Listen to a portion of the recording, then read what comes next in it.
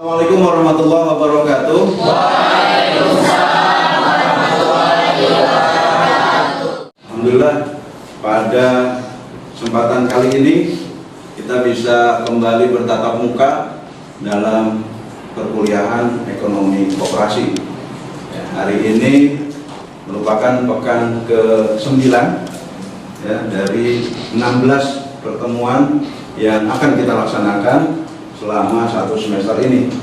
Pekan lalu kita sudah melaksanakan UTS dan sebelumnya kita sudah mempelajari materi yang sudah dirancang dalam rencana pembelajaran semester.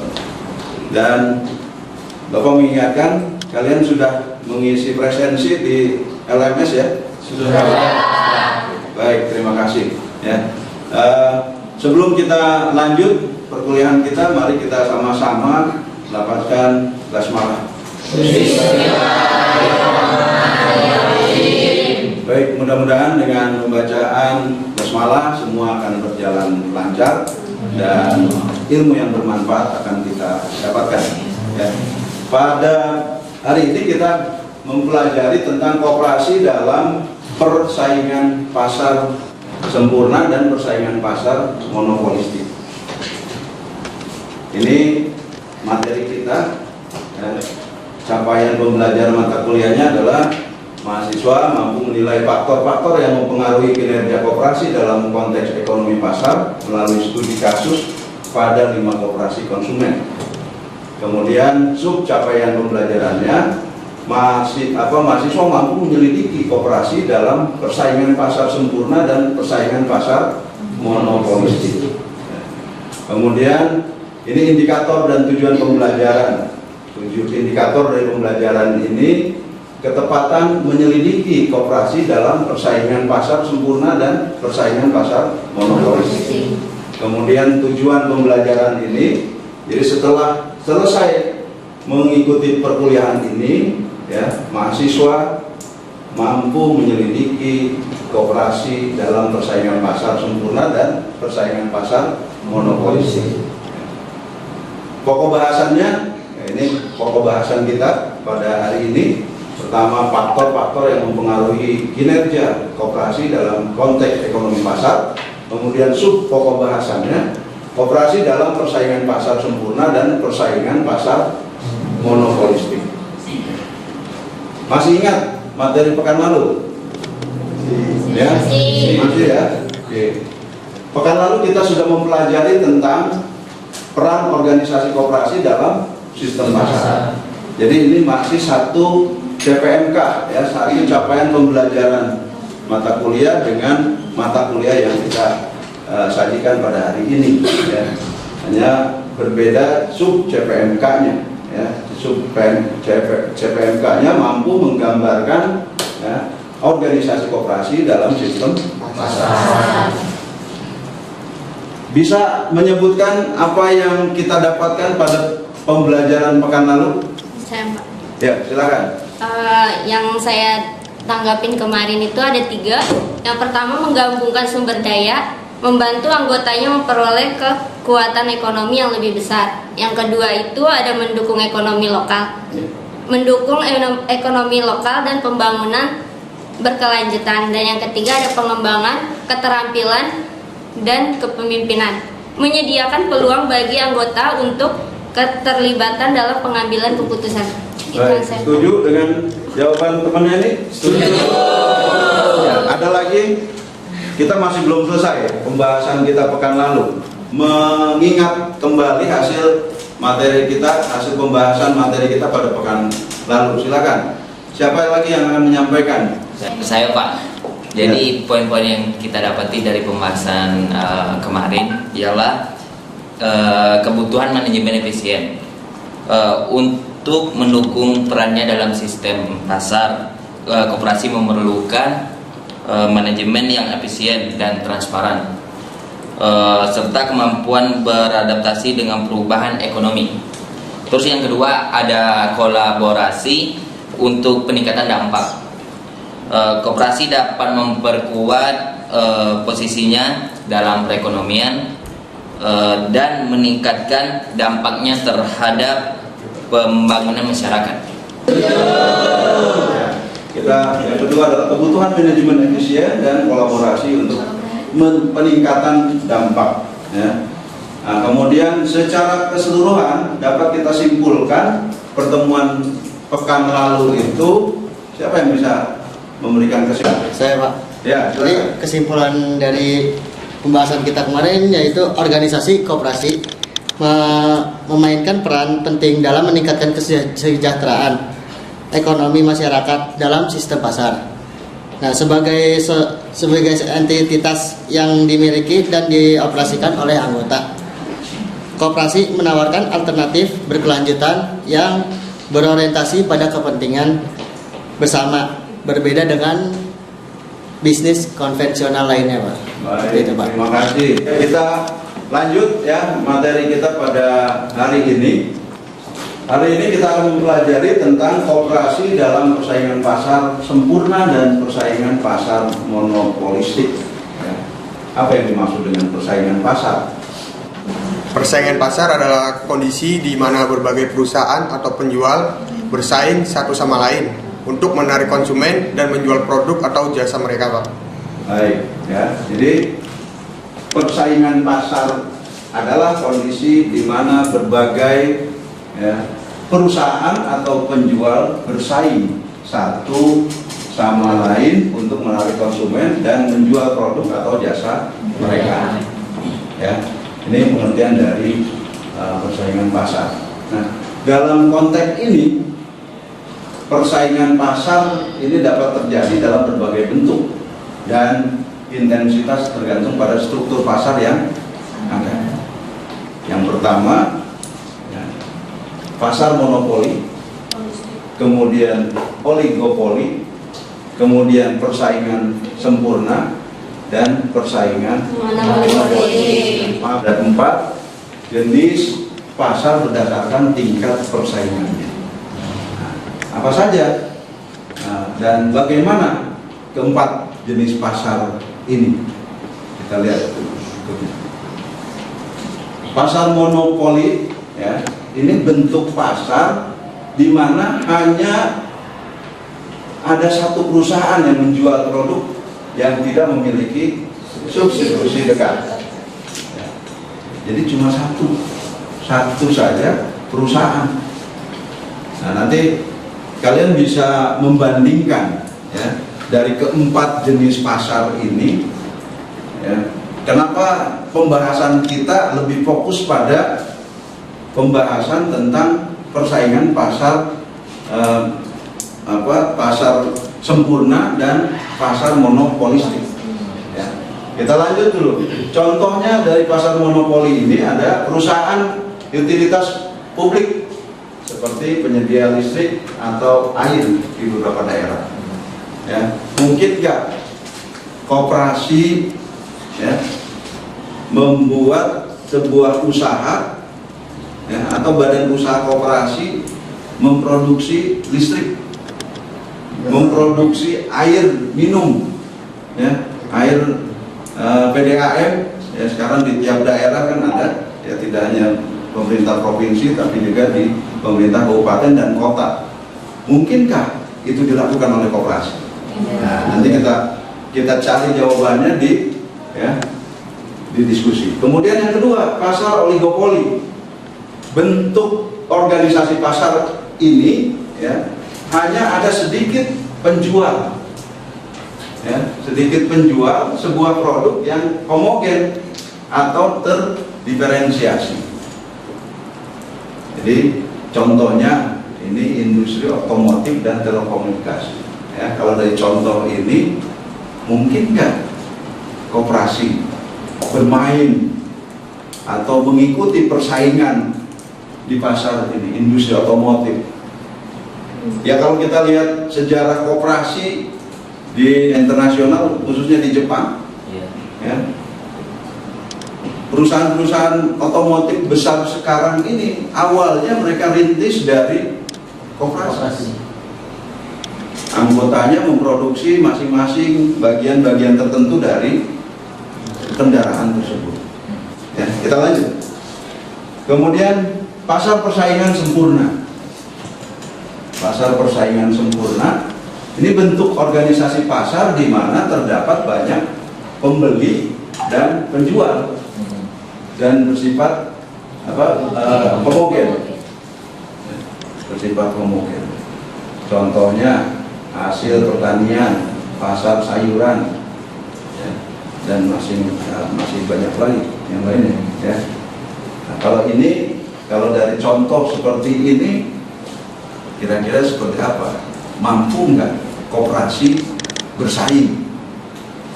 Mampu tidak koperasi melakukan aktivitas pasar hasil pertanian, hasil sayuran, ya, dan sejenisnya.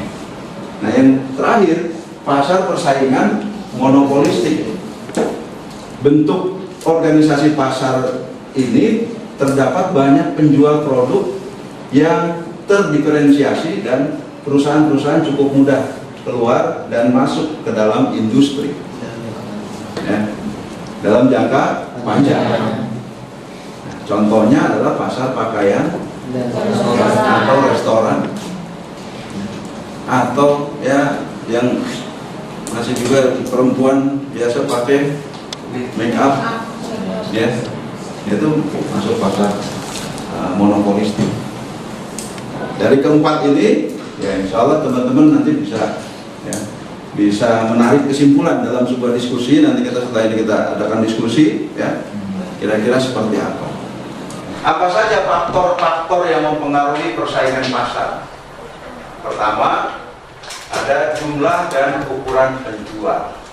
Jadi semakin banyak penjual dalam pasar, semakin tinggi tingkat persaingan. Ya, kita sudah sama-sama tahu itu, ya. Kemudian yang kedua, diferensiasi produk. Jadi jika produk yang ditawarkan sangat mirip, persaingan cenderung berdasarkan harga. Jika produk berbeda, persaingan lebih pada fitur, kualitas, dan branding. Ya. Jadi kita juga tahu ini produk seperti ini, ya, yang dia mirip, barang-barang yang ditawarkannya mirip, entah itu tas, sepatu, ya, kemudian ya baju yang kita pakai itu juga. Kemudian berikutnya hambatan masuk dan keluar. Hambatan tinggi mengurangi persaingan karena sulit bagi penjual baru untuk masuk ke pasar. Nah, ini ya, jadi hambatan masuk dan keluar. Jadi ketika kita ada dalam sebuah persaingan pasar, ya, kita merasa tidak mampu, ya, tidak mampu untuk masuk ke pasar itu, ya lebih baik kita hindari, jangan kita paksa. Koperasi misalkan mau bersaing, sementara kemampuannya belum ada, mungkin nggak kita paksakan masuk, ya, kan tidak mungkin. Lebih baik kita pending sampai kemampuan kita itu ada, ya, sampai kemampuan kita ada. Nah, kemudian kekuatan pembeli dan pemasok. Jika pembeli atau pemasok memiliki kekuatan besar, maka mereka dapat mempengaruhi persaingan dalam pasar. Ini kita tahu kan, pembeli atau pemasok memiliki kekuatan besar ya dari sisi permodalan. Ya, bisa saja pembelinya ini memang dia bukan untuk dikonsumsi sendiri, tapi dia juga untuk, ya, digunakan lagi sebagai usaha. Misalkan koperasi ini kan membeli produk-produk yang ada di pasar itu tujuannya bukan untuk dikonsumsi langsung oleh si pengurus koperasi, tapi akan dijual belikan lagi kepada anggota koperasi, ya, jual belikan pada anggota koperasi. Maka dia harus kuat dalam negosiasi harga. Demikian. Kemudian regulasi dan kebijakan pemerintah. Regulasi dan kebijakan pemerintah ini, aturan yang diberlakukan oleh pemerintah dapat meningkatkan atau mengurangi persaingan, seperti regulasi anti monopoli. Ya, yang namanya monopoli, segala sesuatunya sudah dikuasai oleh satu perusahaan, ya, satu kelompok tertentu. Jadi pemerintah juga ini harus memperhatikan ya, dengan adanya persaingan pasar ini, pemerintah harus betul-betul memperhatikan jangan sampai kecolongan, jangan sampai pemerintah membela salah satu perusahaan yang dianggap kuat ya karena dia mampu mensupport ya apa yang diinginkan oleh pemerintah atau secara individu ya, baik di tingkat pusat maupun tingkat daerah, maka kemudian dia membuat aturan yang menguntungkan si perusahaan tersebut. Berikutnya, dampak dari persaingan pasar. Jadi ini dampak yang dihasilkan dari persaingan pasar. Pertama, harga. Ya. Persaingan yang kuat cenderung menurunkan harga. Nah, oleh karena itu, dengan adanya penurunan harga dari hasil persaingan ini menguntungkan konsumen. Ya. Kemudian inovasi, persaingan mendorong perusahaan untuk berinovasi dalam produk dan layanan. Dengan adanya persaingan itu, siapa yang tidak bisa berinovasi, dia akan kalah. Ya, setuju ya? Setuju. Kita sudah mengalami masa pandemi beberapa waktu yang lalu. Karena banyak orang di rumah, nggak ada aktivitas, kegiatannya cuma di dalam rumah, ya. Akhirnya muncul ide-ide kreatif, terutama pada yang belum berusaha, yang punya usaha, dia mendadak jadi pengusaha. Misalkan waktu itu penggunaan hand sanitizer marak, maka kemudian ada yang dia cari ilmunya. Bagaimana membuat itu. Kemudian yang sudah punya usaha, gimana nih usaha saya supaya meskipun dalam kondisi lockdown, tapi usaha dagang saya bisa berjalan. Maka inovasinya adalah pemasaran melalui digital, melalui e-commerce. Ya, seperti itu. Nah, ini dampak dari persaingan. Kemudian kualitas, pasti kalau bicara kualitas, ya, ini yang diandalkan. Persaingan mendorong peningkatan kualitas produk dan layanan. Ketika ada persaingan, kualitas produk, kualitas layanan tidak diperhatikan, ya mohon maaf, itu juga akan tersingkir secara perlahan. Ya, tidak hanya perlahan, bisa saja secara cepat yang tersingkir. Nah, kemudian dampak yang terakhir adalah pilihan. Konsumen memiliki banyak pilihan ketika persaingan tinggi. Ya, kita bisa rasakan. Jadi ya yang ketiga ini sebetulnya pendukungnya. Ya, harganya, inovasinya, kualitasnya, kemudian terakhir pilihan. Ketika harga tidak sesuai dengan kualitas, kemudian inovasinya tidak sesuai dengan perkembangan zaman, kualitasnya tidak sesuai dengan harga, bolak-balik aja tuh. Agar orang punya pilihan, ini kualitasnya bagus tapi harganya terjangkau, jadi kan saya ambil. Ya. Nah, secara keseluruhan persaingan pasar adalah mekanisme penting dalam ekonomi yang mempengaruhi harga, kualitas, inovasi dan pilihan produk serta layanan yang tersedia bagi konsumen. Ya. Sampai sini ada yang ingin ditanyakan? Sudah paham semua? Kalau sudah paham, kita lanjutkan dengan diskusi, ya, diskusi kelompok. Jadi ini materi diskusi kita, ya. Kelebihan dan kekurangan pasar sempurna, kemudian kelebihan dan kekurangan pasar monopolistik, manfaat khusus dan umum persaingan pasar sempurna dan pasar monopolistik bagi koperasi. Nah, Bapak bagi kelompoknya ya. Kemudian semuanya itu masih buku ya. Sudah selesai diskusinya? Sudah. Ya. Untuk pembahasan yang pertama, kelebihan dan kekurangan pasar sempurna, siapa yang bersedia? Saya, Pak.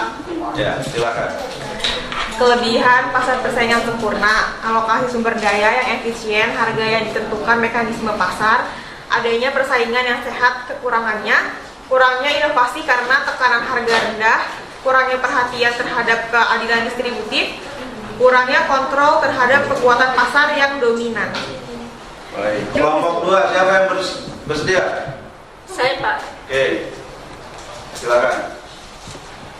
Kelebihan pasar monopolistik yang pertama itu variasi produk, yang kedua inovasi, yang ketiga kepuasan konsumen. Untuk kekurangan pasar monopolistik, yang pertama itu biaya produksi tinggi, yang kedua harga lebih tinggi, yang ketiga inefisiensi produksi. Ya, baik. Ya. Yang ketiga, manfaat khusus dan umum, persaingan pasar sempurna dan pasar monopolistik bagi koperasi. Kelompok berapa? Kelompok 5 ini. Ya, silakan. Siapa yang menyampaikannya? Saya, Pak. Andiko. Iya. Ya, silakan. Ambil berdiri boleh. Berdiri ya, Pak ya. Ya. Untuk manfaat khusus dan umum persaingan pasar sempurna dan pasar monopolistik bagi koperasi. Hasil dari diskusi kelompok kami, koperasi sebagai entitas bisnis beroperasi dalam berbagai lingkungan pasar dapat mengambil manfaat dari karakteristik persaingan di pasar sempurna maupun pasar monopolistik. Berikut adalah manfaat khusus dan umum dari kedua jenis pasar tersebut bagi koperasi. Manfaat yang pertama yaitu harga yang stabil dan kompetitif. Yang kedua, transparansi pasar. Yang ketiga, tidak ada hambatan masuk. Untuk manfaat umumnya, efisiensi produk. Kedua, peningkatan kualitas. Tiga, pilihan yang lebih luas. Untuk manfaat di pasar monopolistik, yang pertama manfaat khusus, ada diferensiasi produk. Yang kedua, kekuatan penetapan harga. Yang ketiga, relasi pelanggan. Untuk manfaat umumnya, fleksibilitas pemasaran. Yang kedua, penetrasi pasar. Yang ketiga, inovasi berkelanjutan. Sekian, terima kasih, Pak. Baik, terima kasih kelompok 5 ya. Alhamdulillah setelah kita menyelesaikan diskusi ya, kita kembali dulu. Ya, terima kasih. Diskusinya sudah sangat seru dan menghasilkan sesuatu yang insya Allah bermanfaat bagi kita. Selanjutnya ini tugas untuk kalian keluar dari ruangan ini. Silakan kalian lakukan penelitian bersama teman satu kelompokmu tentang kelebihan kekurangan pasar monopoli. Tadi kita bicara tentang pasar sempurna, kemudian pasar monopoli. Nah, sekarang kita cari tahu pasar monopoli dan oligopoli serta sistem pasar monopoli dan oligopoli ini bisa nggak digunakan di koperasi? Ya, seperti itu. Pekan depan kita akan ketemu lagi ya, dalam pembahasan tentang ini. Ya, mudah-mudahan Bapak berharap pekan depan kalian sudah bisa menghasilkan mendapatkan hasil penelitian. Ya, baik. Sebelum kita akhiri, ini sebagai kesimpulan ya pertemuan kita pada hari ini. Pertama, persaingan pasar ini adalah kondisi di mana berbagai perusahaan atau penjual bersaing untuk menarik konsumen dan menjual produk atau jasa mereka. Kemudian ada 4 jenis pasar berdasarkan tingkat persaingannya, yaitu monopoli, oligopoli, persaingan sempurna, dan persaingan monopolistik. Dan faktor-faktor yang mempengaruhi persaingan pasar tersebut adalah jumlah dan ukuran penjual, diferensiasi produk, hambatan masuk dan keluar, kekuatan pembeli dan pemasok, dan regulasi dan kebijakan pemerintah. Kemudian dampak persaingan pasar, ya, harga, inovasi, kualitas, ya. Kemudian pekan depan ini kita akan bicara tentang konsep ekonomi kerakyatan. Ya, dipersiapkan pembahasannya. Ya, ini capaian pembelajarannya. Ya, ada sudah ada indikatornya. Ya, silakan teman-teman mempelajari materi kita untuk pekan depan, konsep ekonomi kerakyatan. Ya. Kemudian ini tujuan pembelajarannya dan ya, ini referensi yang Bapak gunakan pada kesempatan perkuliahan hari ini. Dan ini yang paling ditunggu, Terima kasih atas perhatiannya. Mudah-mudahan apa yang kita dapatkan pada hari ini bermanfaat buat kita semua. Kita tutup perkuliahan kita dengan sama-sama melafazkan lafaz hamdalah. Alhamdulillah Rabbil alamin. Nasrul minallah wa fadlun qarib. Wassalamualaikum warahmatullahi wabarakatuh.